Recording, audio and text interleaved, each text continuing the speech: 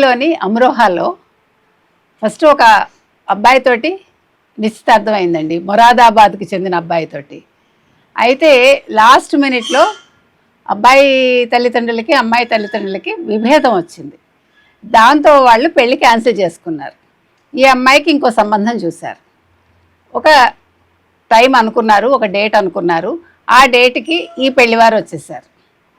వచ్చాక మొరాదాబాద్ నుంచి కూడా మొదటి పెళ్లివారు వచ్చేసారు. ఈ అమ్మాయి బిత్తరపోయింది పల్లకిలో, ఇదేంటి ఇద్దరు పెళ్లి కొడుకులు వస్తున్నారు అని. మామూలుగా ఇటీవల కాలంలో ఒక అమ్మాయిని ఇద్దరు అబ్బాయిలు చేసుకోవటం మనం చూసాం, ఇద్దరు అమ్మాయిలను ఒక అబ్బాయి చేసుకోవటం చూసాం. ఇది అలాంటి కేసేమో అనుకున్నారు.